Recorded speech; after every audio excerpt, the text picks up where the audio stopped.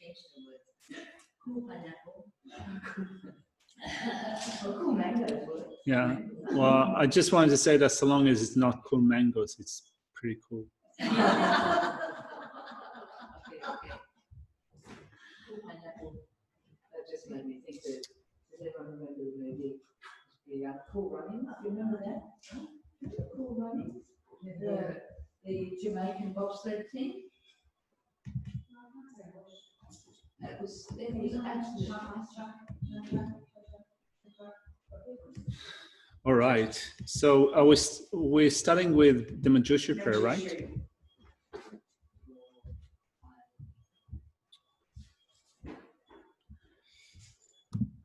Right. Obeisance to my Guru and Protector Manjushri, who holds at his heart of scriptural text symbolic for who sees all things as they are, whose understanding shines forth as the sun unclouded by the defilements of traces of ignorance, who teaches in 60 ways with the patient love of Father for his only Son.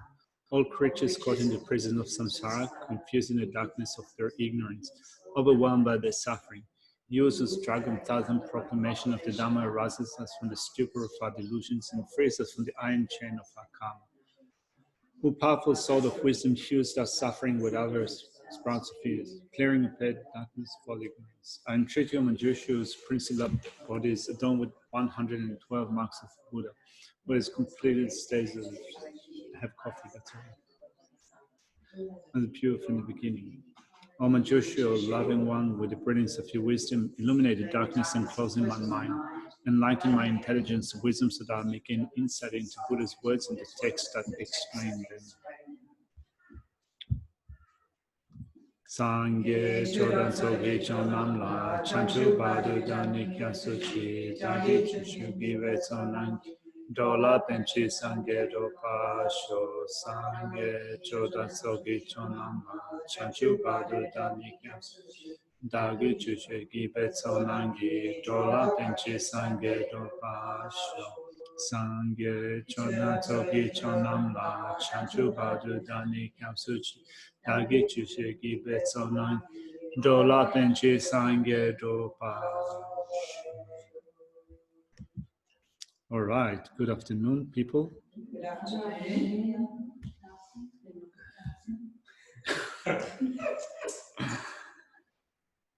So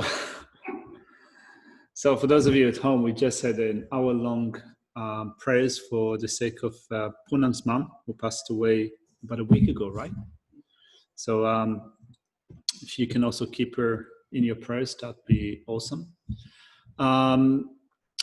Then let's start. So what I thought of doing today was to look at the 4 binding factors for the root downfalls to be incurred. So we're continuing with a revision of the 18 root downfalls of pertaining to the engaging vow. So we're going to look today at the 4 binding factors and also maybe 1 or 2 more downfalls.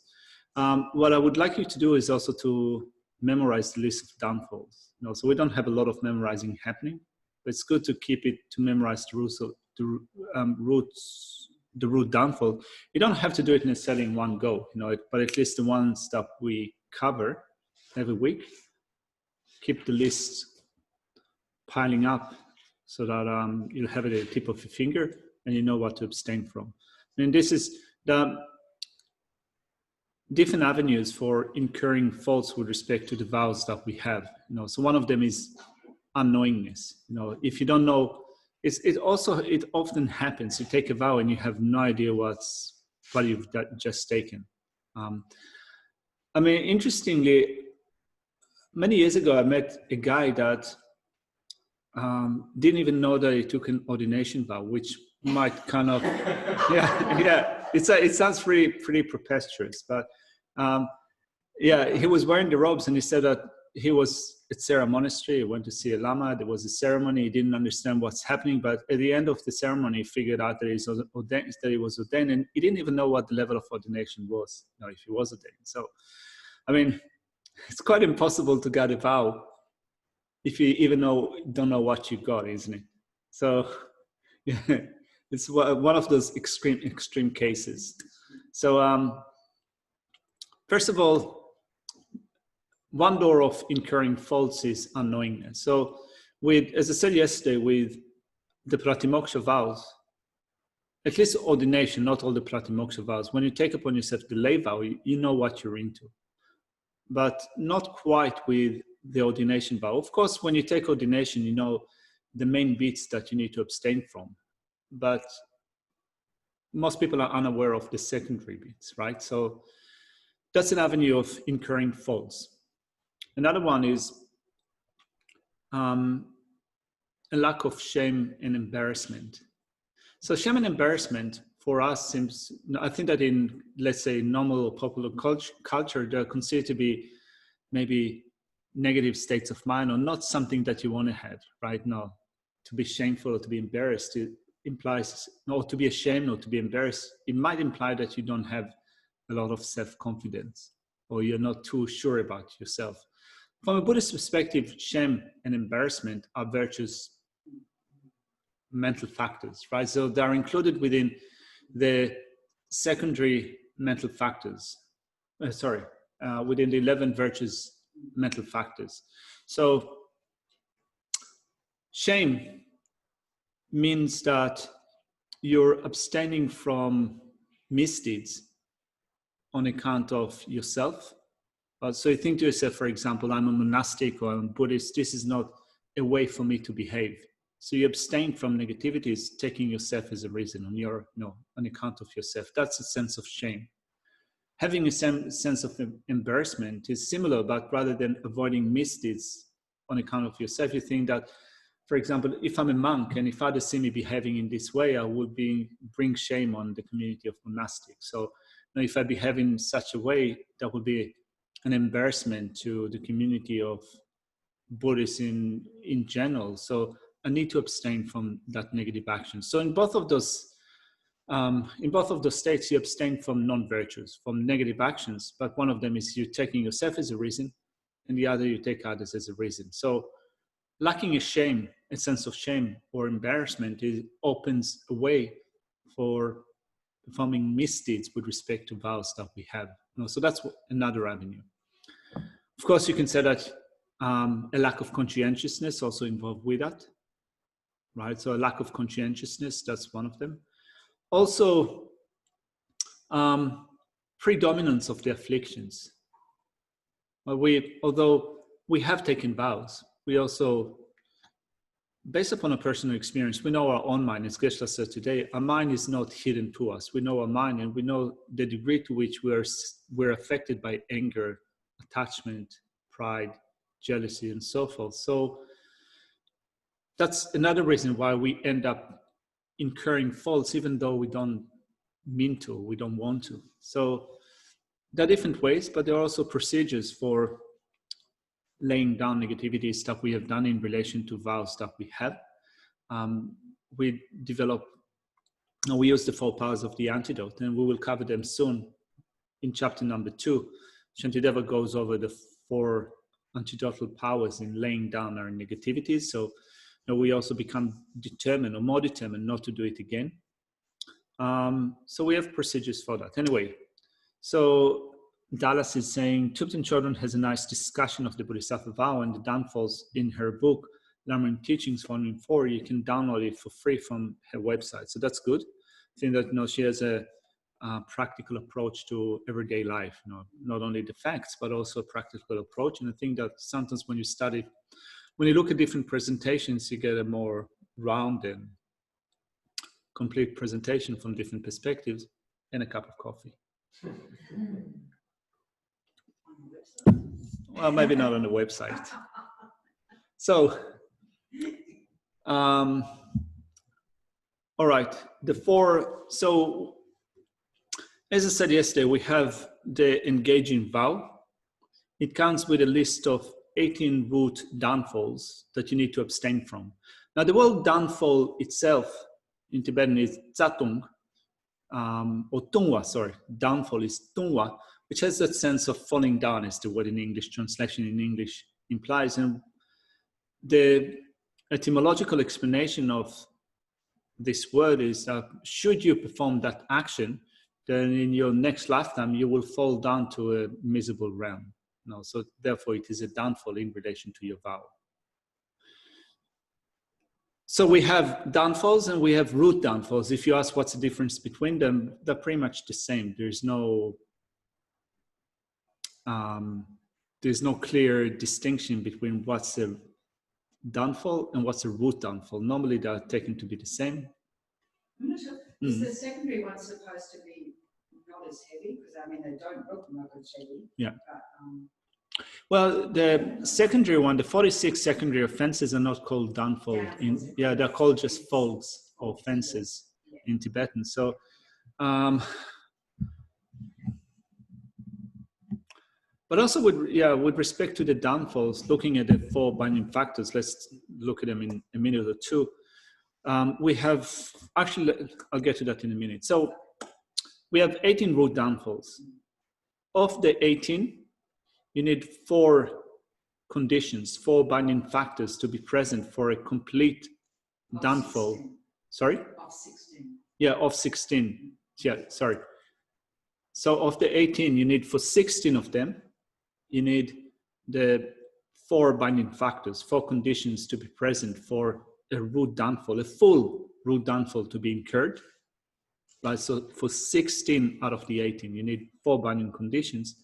For 2 of them, you don't need all the 4 binding conditions to be present for a full root downfall to be incurred. So we will cover those 2 special ones. I can mention them now.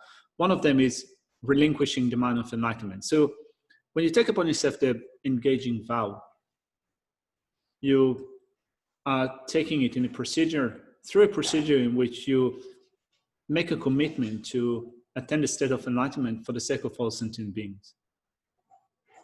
So there could be a certain process in which you decide that it's either too difficult for you. Sentient beings are, there's so many sentient beings, so hard to work for the sake of sentient beings, but also you said that many of them are ungrateful. Although you mean well, you end up experiencing harm by others, or they betray your trust, or they reply with harming you rather than with thanking you. So all of those different scenarios could lead up to thinking that this is too hard and maybe I should attain my own liberation rather than complete state of enlightenment. It would be just easier. And thereby you relinquish the mind of enlightenment, right? So you don't need those 4 conditions to be present. As soon as you decide, no, this is not for me, I better work on my own liberation, you relinquish the mind of enlightenment, right? That's a root downfall. That's one of them. Another one is wrong views. We will discuss later on what is the particular wrong view that you would have in relation to the root downfalls as the Bodhisattva vow. So we will look at that later. But also, if you hold on to a wrong view, right, you're absolutely convinced that this is correct, that's also something that will cause a root downfall in relation to the Bodhisattva vow. So for 2 out of the 18, you don't need 4 conditions. For the remaining 16, you do. So what are the 4 binding conditions? I'll put the text on the screen.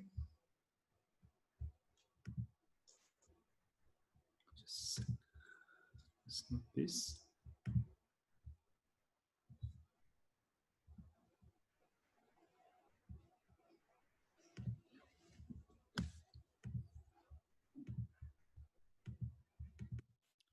So the 4 binding factors do not have to be complete for this in the 9th root downfall. For this means relinquishing the mind of enlightenment, and for wrong views, holding wrong views to be incurred. However, the 4 binding factors must be complete to incur the other 16 root downfalls.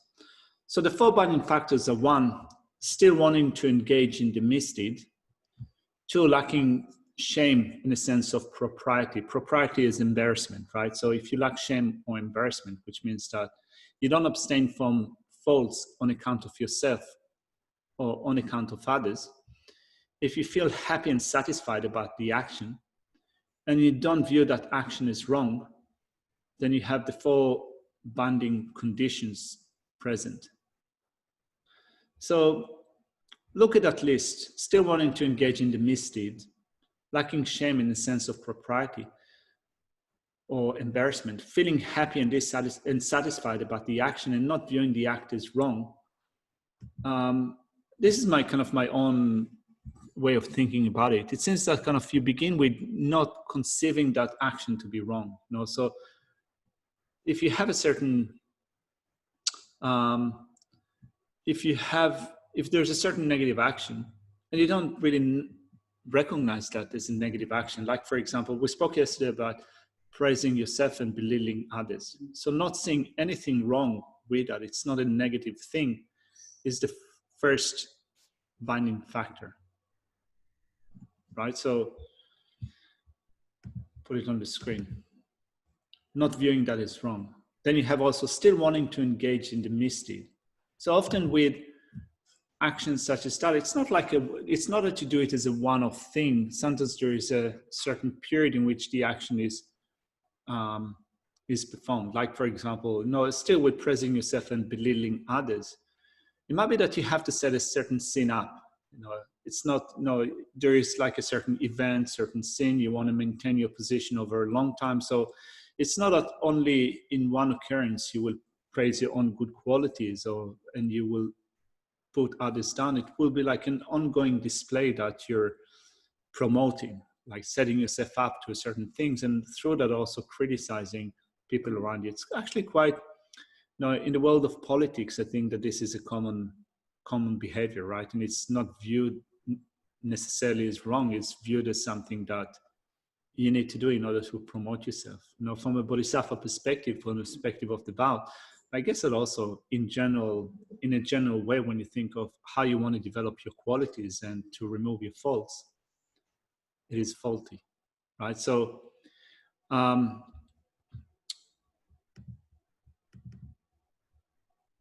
still wanting to engage in a misdeed, still wanting to continue with that. That's the first one. Lacking shame and a sense of embarrassment. That's the second one. As I said, you do not avoid negative action on account of yourself or taking others as a reason on account of others.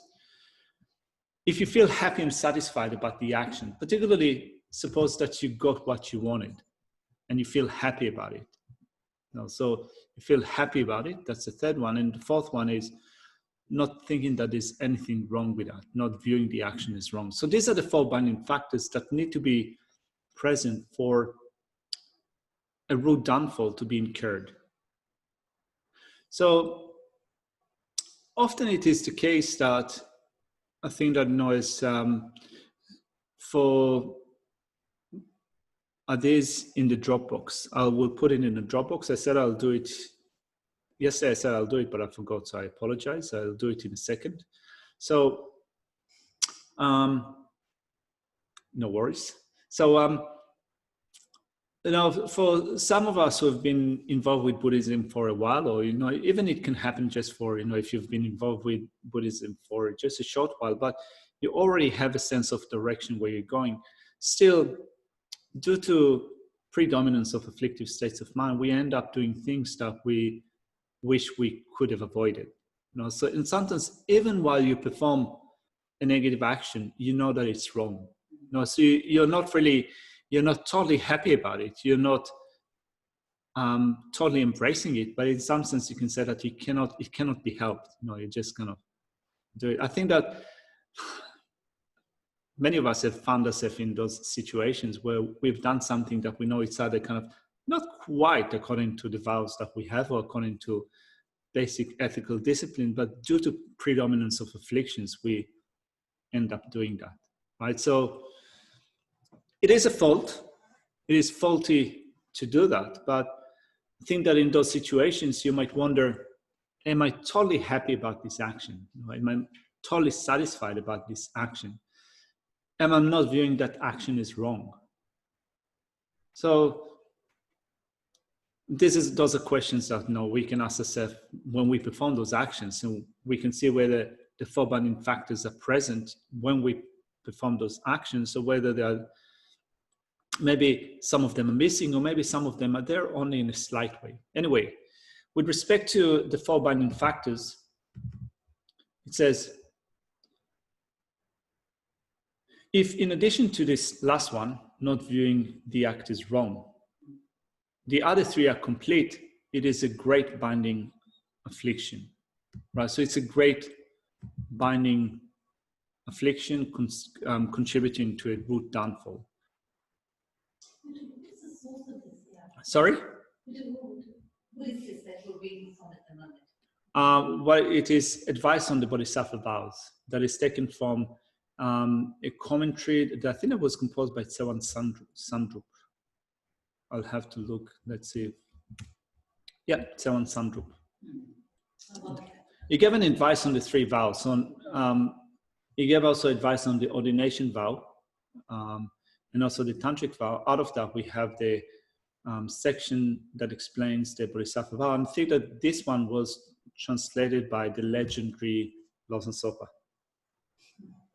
So, if in addition to this last one, the other 3 are complete, which means still wanting to engage in the misdeed, lacking shame in a sense of embarrassment, feeling happy and satisfied about the action, and not viewing the action as wrong, which means that if all of them are complete, it is a great binding affliction. Now, if in addition to the last one, 1 or 2 of the remaining 3 are complete, right? So we have, if you don't view it as wrong, and 1 or 2 of the remaining 3 is complete, or if it is alone, if it alone is complete, it is a fault of medium contamination, right? So if what it says here is, what it says here is that if you have the last one, which is you don't view it as wrong, and the remaining 3, some of them are there, some of them are not there, or if you just don't view it as wrong, then it is a medium fault.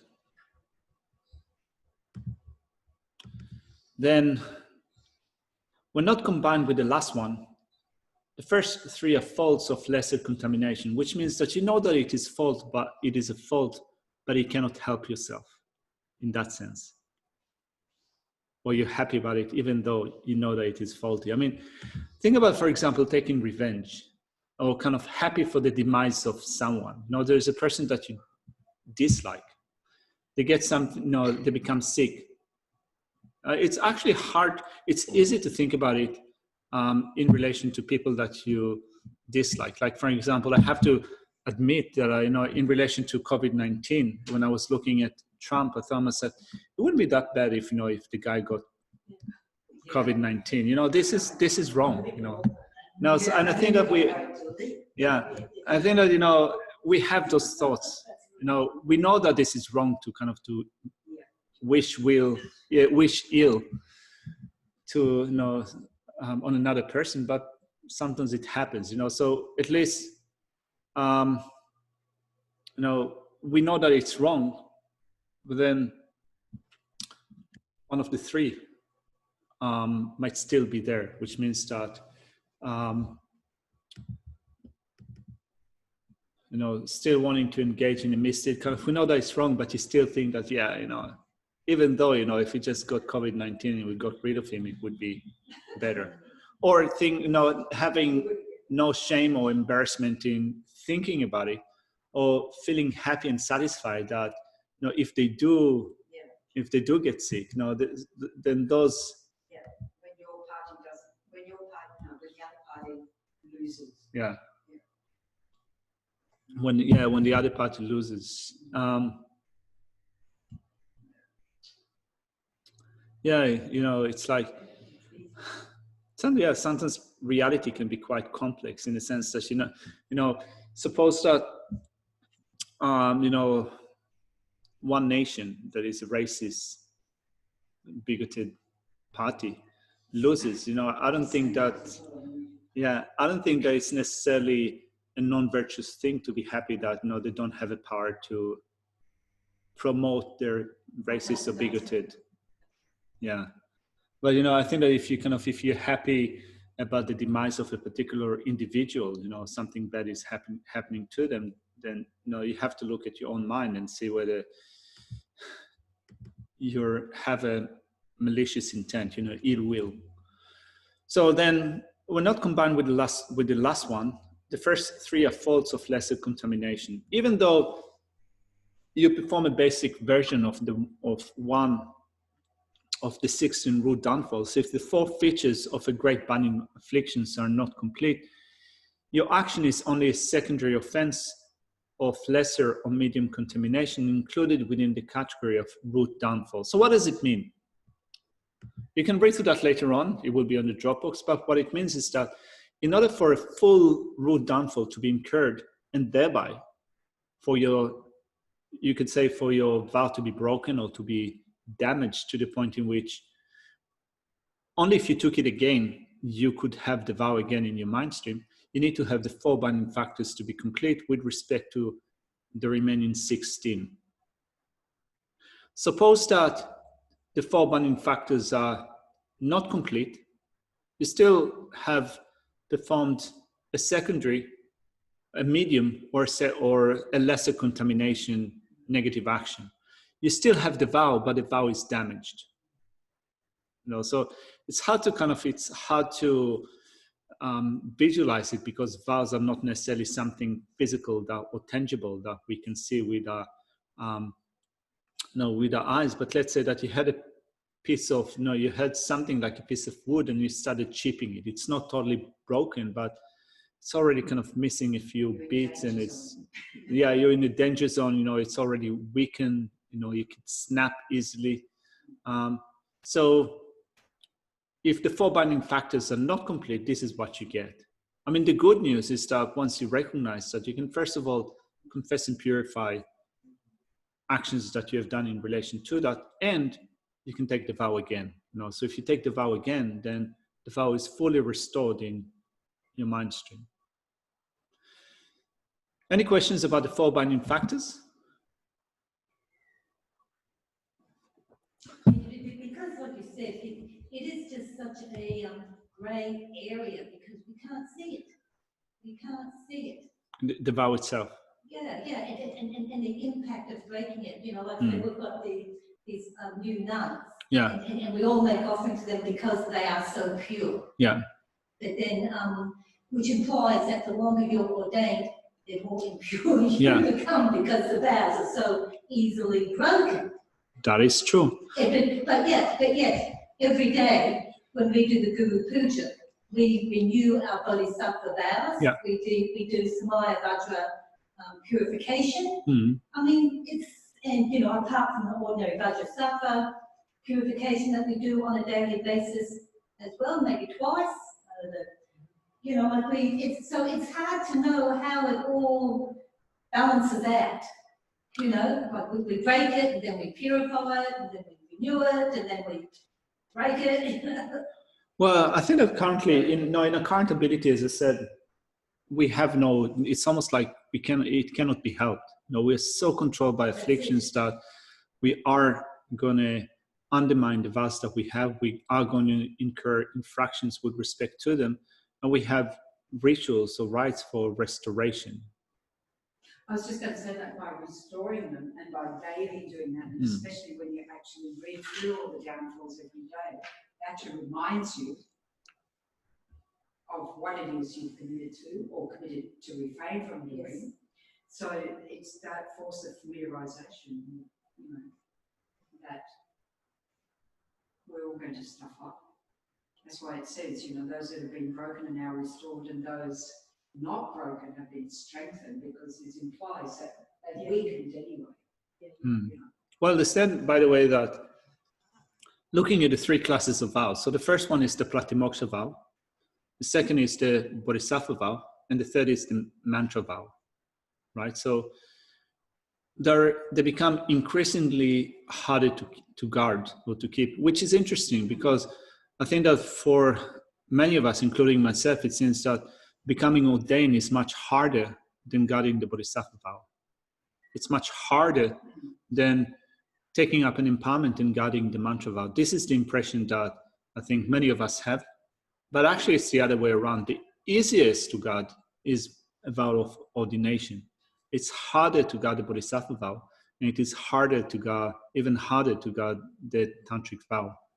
I think that's because the Primoksha vows, whatever level, are mainly focused on our physical and verbal behaviour. Exactly.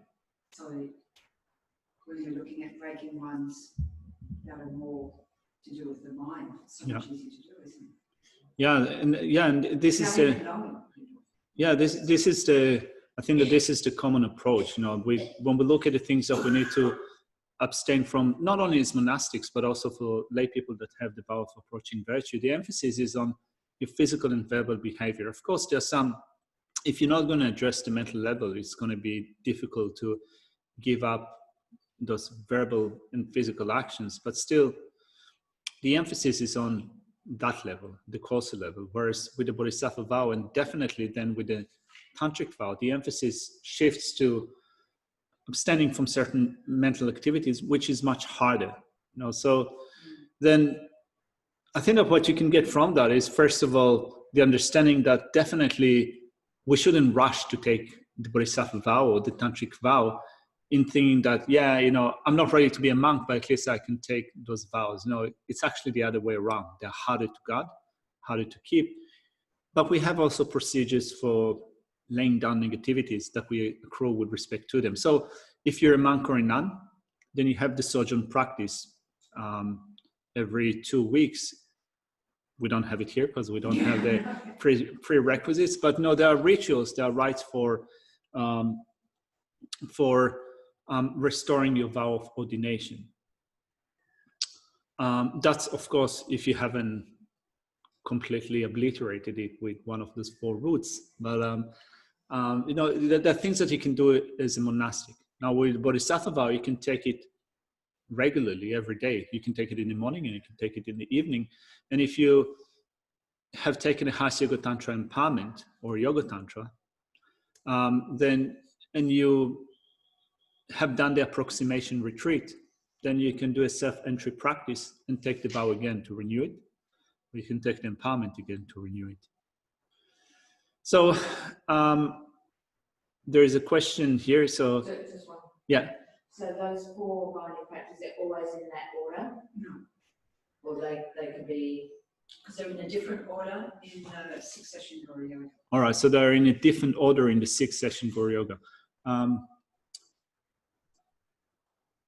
Because is one of those 4 like the when they're in the paragraph that explains the great binding at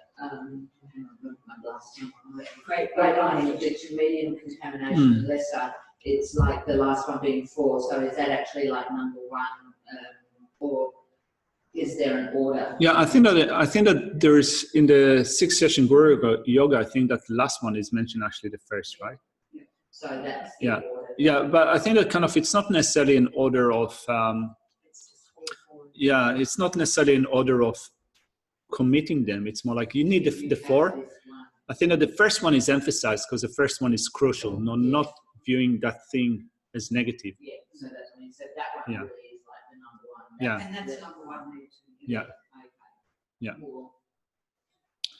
Yeah. So Chris is asking, can we copy the FBMT Bodhisattva vows? It says must not copy. So I think that if it says it must not copy, then you can do it for your own personal practice. Okay. So it's for your own personal practice, but not to. It's pretty tricky, isn't it? Distribute. Yeah, not to distribute that. I mean, kind of, I don't know. We have to look at what text we're using and if it's copyrighted and what's the understanding of of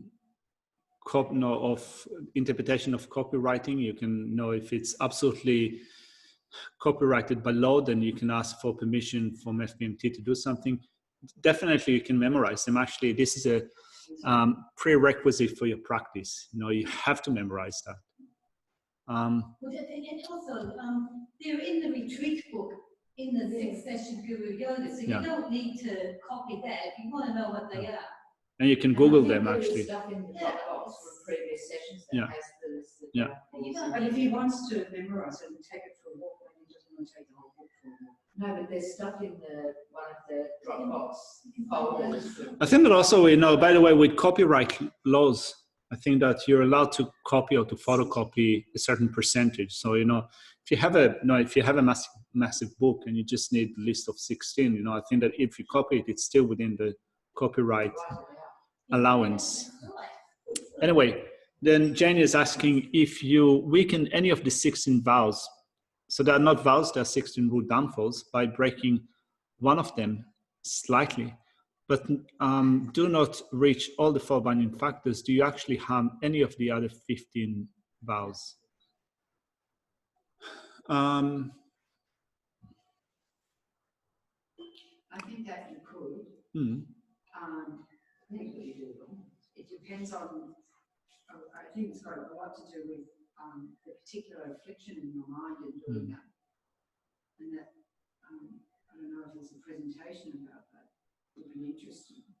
I wonder if you Because it puts you into a danger zone, then it may just weaken, meaning that you're in danger of committing any of the others because your mind's getting sloppy or something. But I don't know if, therefore, literally, it's harming the others.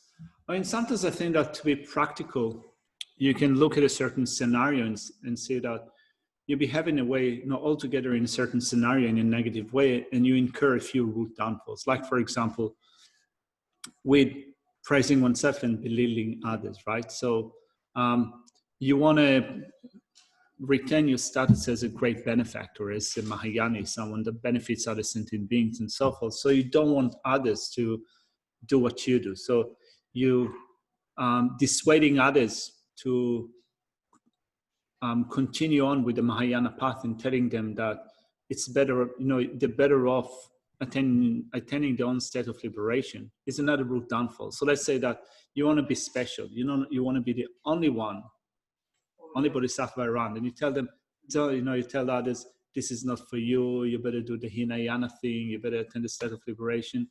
In that scenario, you have like 2 in 1. You kill 2 birds in one go. Yeah, and that's another one. Yeah. Well, because that's a mind of pride, you're also playing false realizations of voidness. Yeah. But I think that probably, maybe Jane, to answer your question, I think that probably we have to look at a combination, it's each one of them and see if we incur each one of them in a certain situation, whether we also creep into the territory of other root downfalls. But I think that altogether, if we weaken the vow, this is, I think that this is why there are not different vows. It's only one vow that has those 18 root downfalls linked with it. If you say that there are 18 different vows that you attain, there would be a logical question. Then why, if you commit one, like for example, if you relinquish bodhicitta, if you have, if you hold the wrong view, why is it that you damage the others? How are they damaged if they are separate vows? So they're not separate vows. It's only one vow, and the vow that you make is to not only attain the state of enlightenment for the sake of all sentient beings, you also commit yourself to training the deeds of Bodhisattva. So that's the essence of your vow. And then in order to do that, you need to abstain from the 18 root downfalls, right? So it's the 18 root downfalls are not vows. They're things they're negative actions that you do that cause you to lose the vow.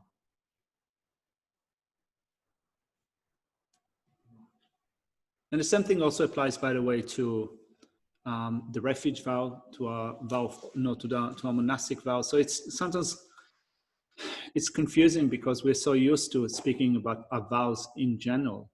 So my ordination vow, your ordination vow, it's only one vow, but it has many different misdeeds associated with that. So if I perform one of the 4 root ones, I lose the vow altogether.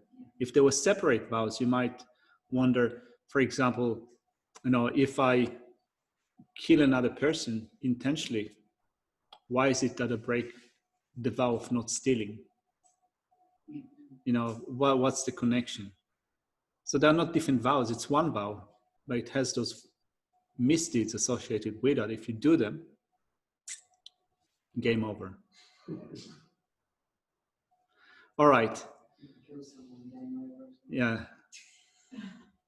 So, so we spoke about the 4 binding factors. Let's just cover another root downfall and then go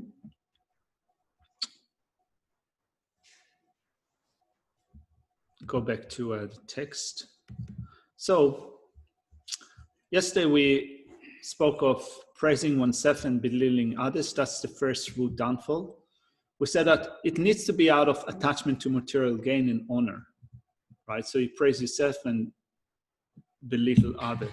Now, so again, it has to be out of attachment to gain and honor. So, you know, in some sense, if there is a certain situation where you speak of your achievements, right? So you think that, for example, you know, I've completed my PhD, I've completed this and this task. You know, it is a hard achievement. Not many people do that. You can still say that if you are not motivated by attachment to praise and gain and so forth. So, you know, you have basically to look at your own motivation for acting in a particular way. Then the second one is, if out of miserliness you do not give the Dhamma or material assistance to those who suffer or have no protector, even though it is appropriate, it is a root downfall of refusing to give the Dhamma or material assistance. This is divided into 2 root downfalls: not giving Dhamma and not giving material assistance. So let's look at the first one, not giving the Dhamma. So first of all, to give the Dhamma means that you give Dhamma teachings. To give Dhamma teachings, of course, you need to know the Dhamma that you are teaching. First of all, it is said that in general, in the Buddhist tradition, one shouldn't teach without being requested to do so. So we start every session with making the mandala offering, which is a token of requesting the teaching, because the teacher shouldn't be given teaching unless they're requested to do so. So, no, then you give the Dhamma. I think that for us, you know, we sometimes find ourselves in different situations. We lead sessions, we give talks, we lead a course and so forth. So we still want to improve our knowledge, you know, to be able to care for others, to give them the Dhamma. Then it's not that once you reach a certain level, then you don't need to study anymore. From that stage onward, you're a teacher. You know, for us, you know, our role is not just being a teacher. Our role is to develop our knowledge and through that to assist others, right? So if you have the Dhamma to give, you give it. Then it says that, but it also says that you do not give the Dhamma to those who suffer or have no protector, even though it is appropriate. So not in every situation it would be appropriate to teach the Dhamma. It's actually quite difficult here to come up with kind of a scenario, but you know, there could be scenarios in which it would be inappropriate to give Dhamma teachings. Like, for example, you know, if there's a particular individual that is inviting you to teach Dhamma in a Muslim path, in a strict path, it could put some people's life in danger. You know, it might not be appropriate. I was also going to say, like, just these teachings on Bodhisattva, it's a great scope. So if you introduce to a, you know, raw beginner, cherish others more than yourself, and they don't have a foundation in the Dhamma, it can sound like self-sacrifice or ignoring self-care. Yeah. Or, you know, we've got to recognise when it's, well, we don't always know when people are ready, especially when people can zoom into teachings and be at whatever level they are. But at least, you know, be skillful in what's being introduced, because that can turn them against it as well. Yeah. You need to be skillful. I mean, this is why we want to become Buddhas. We want to become Buddhas to know the disposition of others. You know, only a Buddha has the knowledge of the dispositions of others, and only a Buddha can give teachings that are completely appropriate to the people in front of them. So we make mistakes, of course, you know, and particularly, Like it says, teaching voidness to those untrained. yeah, or teaching voidness to those untrained. I mean, the situation is that we have a crowd of people, you know, at least in a Dhamma center scenario. You know, people come from different walks of life. They have different level of understanding, different preconceptions about what they're hearing. You know, they might be hearing it with different ideas in the mind. So of course, we won't be able to benefit each and every person exactly in the way that we intend to, but at least you can figure out scenarios which are not appropriate to give teachings and to abstain from them. Then Donna is asking, are people of other religions considered to have a protector? Let's look at this one. If out of miserliness you do not give the Dhamma or material assistance to those who suffer or have no protector, even though it is appropriate. Now, I would tend to think that the protector is more associated with those who are bereft of material assistance and those who suffer. But you can also just say that I think that now people of other religions, I think that they go for refuge in their own religions. You know, whether or not their refuge is a correct refuge or a pure refuge, you know, we can discuss that. But I think that you know, we are involved sometimes in religious discussions with others. You know, so we can explain the views that we have in our, you know, in our tradition. I think that if our goal is to convert them, it would probably be inappropriate. In general, I'm not sure that people of other religions would be considered to be those without protectors. I think that without protectors refer to those who suffer in a particular situation, those who are bereft of necessities, those who, you know, things were taken away from them. You know, if you meet someone in the street and they say that all the stuff have been stolen, that they need some money for a bus or what have you, sometimes we have doubts, right? Sometimes we think that maybe it's just a junkie and they're needing money, but sometimes can't we think that maybe it's best to think that maybe they're genuine. I must just give them money. May they be safe? You know, you just don't know. Well, it's because out of miserliness, so by giving them money, without making judgment of what you're going to use that money for, because we don't want to say, I want to support your addiction, but giving them money, you know, then you've given, right? Yeah. So really, do you really know what they're going to use it for? And is it your business anymore because you offer it? I mean, if we could have to clear the notes, that's another thing. But it's out of miserliness, so you argue that's to counter our miserly attitude, or I'm not going to share it with you. I mean, it's pretty kind of, that could be pretty difficult in some situations, and we can become quite philosophical about it. Sometimes too philosophical about it. You know, sometimes when you become too philosophical about it, it's like a manifestation of your own miserliness. You know, at least I'm speaking about, you know, I'm speaking about myself at least, you know. And also sometimes you're, you know, particularly when you go to places like Bodh Gaya, for example, in India, you know, during the season, it's a place where, you know, you have thousands of beggars converging on you, you know, so you cannot help everyone. It's not that you have the ability to give to each and every one of them. And you can also say that they suffer, that without a protector to a certain degree. So you do what you can, but also look at your own mind and make sure that you're not acting on the basis of strong miserliness. One advice that I got from one of my teachers, which I think that is quite nice, is to always go out with, you know, when you're in India, always go out with some coins in your pocket, with some small notes of small denomination in your pocket. You know, if someone asks you, just give. It doesn't matter if they need it or not. If they ask you, just give.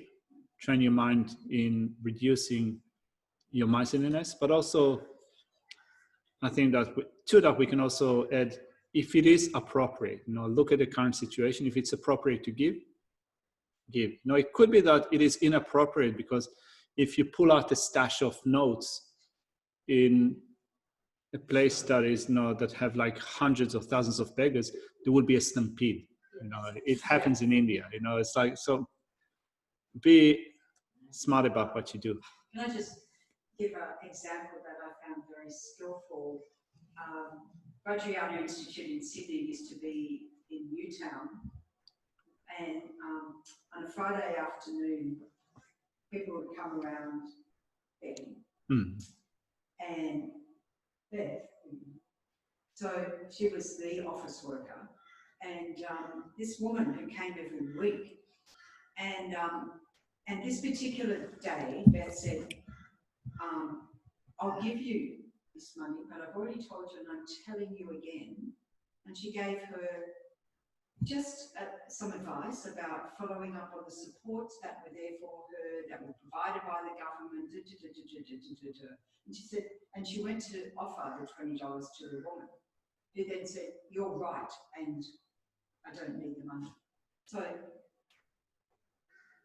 Beth was very skillful. You know, that by not necessarily just saying, okay, I'll give you the money, you now go away, of actually also giving the advice that we can do that. Yeah, sometimes it's pretty hard. I mean, particularly when you're in a situation that you find really difficult or confronting, when there is someone that is being very persistent, and sometimes kind of at the end you just give them because you want them to go away. Yeah, just go away. It's hard, those are the training that we take up. Anyway, that's the second root downfall. I just wanted to say also a few words about the refuge, causal and resultant refuge that we mentioned today. So just remember that the second one is saying, if out of miserliness, right? So that's crucial. If out of miserliness, you do not give the Dhamma or material assistance to those who suffer or have no protector, even though it is appropriate, it is a root downfall of refusing to give the Dhamma or material assistance, right? So praising myself and belittling others, that's the first one. Not sharing my wealth or the Dhamma, that's the second one. All right, then the causal and resultant refuges that we've mentioned today. In short, causal refuges are refuges that were accomplished by another person. So what does it mean? Think about Buddha Shakyamuni, right? So Buddha Shakyamuni is a Buddha. It's another person, it's not ourselves. So the state of Buddhahood was accomplished by another person, Buddha Shakyamuni. Buddha Shakyamuni taught the Dhamma to us. So we have Dhamma as scripture, but also Buddha Shakyamuni himself developed true cessations and true paths in their own mind stream. So they've accomplished that refuge in their own mind, right? So the Dhamma refuge was accomplished by someone else. And also Sangha refuge was also accomplished by someone else. First of all, Arya Buddha is a Sangha member, but also other Arya Bodhisattvas or hearers, solitary realizer, Arhats, Aryas, and so forth. They are Sangha. So they're not ourselves. They are Sangha that were accomplished by others, and therefore they're causal refuges, right? So those that were accomplished by others, they're causal refuges. Now, when we think of going for refuge, what are the two causes for going for refuge? For those of you who remember the Lambrin, there are two causes for going for refuge. Fear and faith, that's correct. So fear and faith. So you fear your own suffering. So you think that, first of all, in my next lifetime, I might fall into a miserable state of existence. But even if that doesn't happen, even if I attain a pleasant state of existence, I will still continually suffer from the very sufferings of samsara. So you have fear.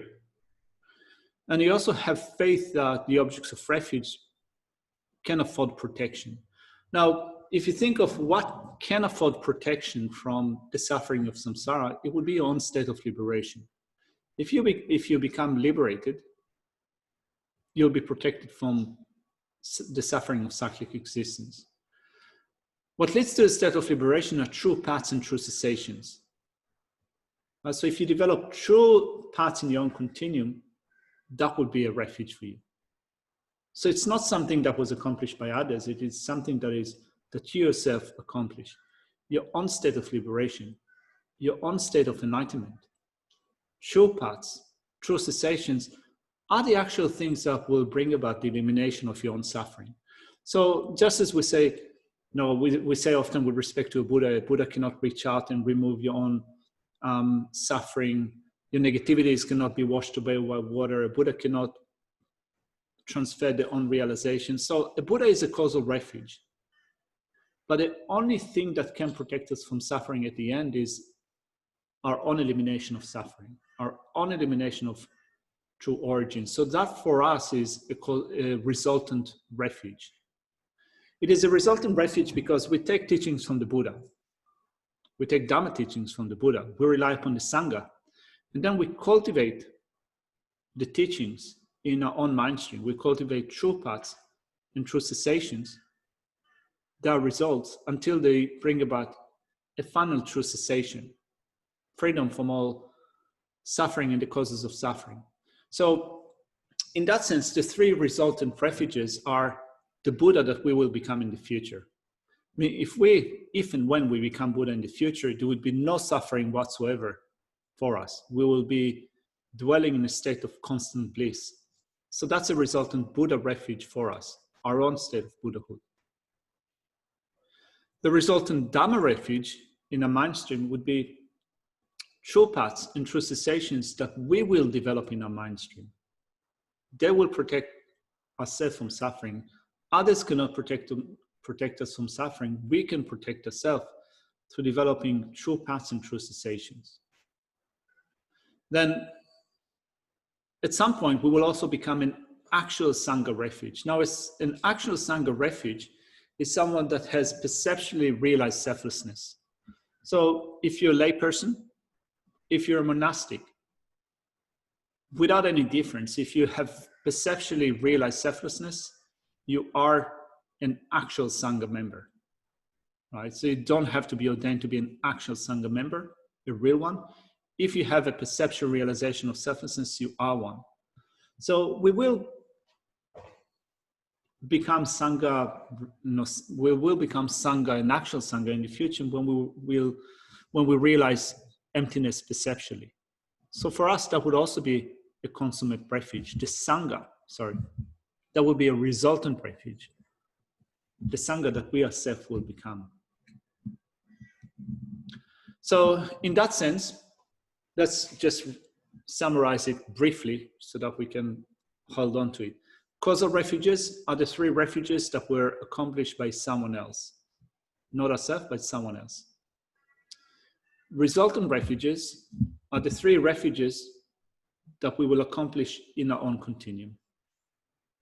Our own attainment of Buddhahood, our own attainment of the Dhamma jewel, which means our own attainment of true paths and true cessations, and our becoming a Sangha member, an actual Sangha member that has a perceptual realization of emptiness. So Chris is asking, is ultimate the same as resultant and conventional the same as causal? So Chris, I don't know where you got those terms from. It depends on which system you follow. If you look at Maitreya's Unsurpassed Continuum, Uttara Tantra Shastra, there is a distinction between conventional and ultimate or consummate refuge. So it is not the same as the causal and result, it's different. As I said, causal and result means causal refuges are those that were accomplished by others. Results are the refuges that we ourselves will become in the future. That's one distinction. Another distinction is between conventional and ultimate. Now, the difference between them, and this is not what we need to know right now. If you can hold on to it, that's good. If not, put it aside. And later on, you can kind of maybe look at that. But currently, the most important thing is causal and result. So conventional and ultimate means that conventional are refuges that will be abandoned, and ultimate are refuges that will not be abandoned, in a sense that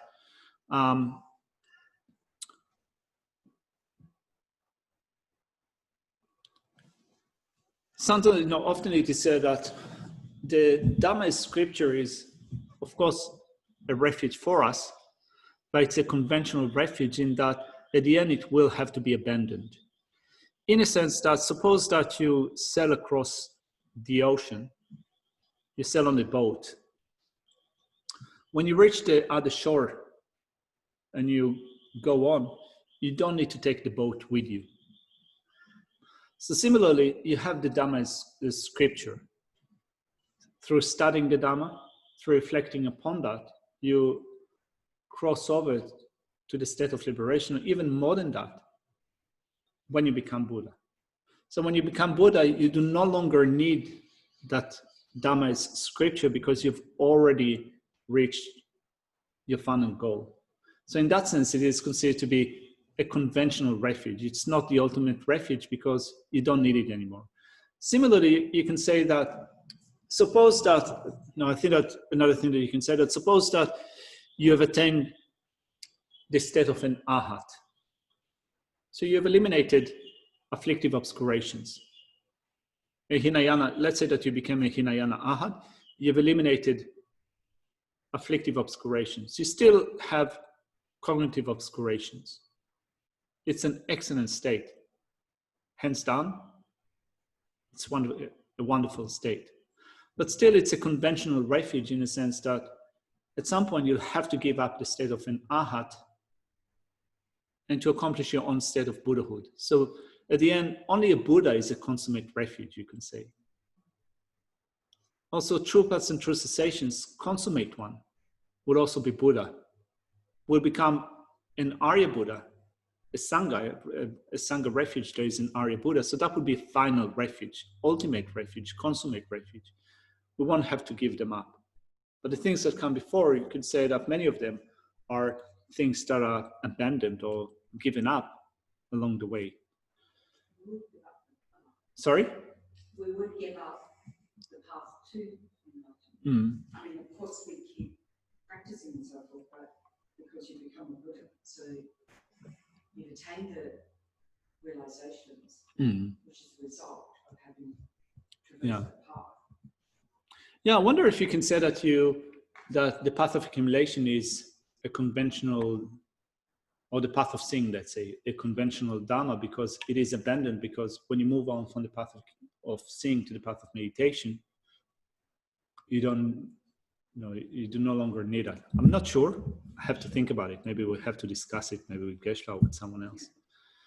It's already 4, and we need to end the session because we have more teachings coming soon, but let's just look at Paul's question. Is resultant refuge a result? Yes, it is. Like true cessation? Yeah, it is. True cessation is a resultant refuge. We say that it is a nominal result. It's not an actual result because true cessation is permanent. Sorry for throwing in that twister at the end. We call it true cessation a result. We use a true path to attain a true cessation, but true cessation is permanent and therefore it doesn't have a cause. I'm sorry. Yeah, so I don't know, it's a twister in a long day. But it's for Chris, maybe you can bring it up on Tuesday, or maybe copy it and send me an email, and then we can see if we can address it on Tuesday. Thank you. All right, so I'll put the prayers on the screen. Thank you very much, everyone. We'll send the review questions tonight or tomorrow. I'm going to be kind or evil.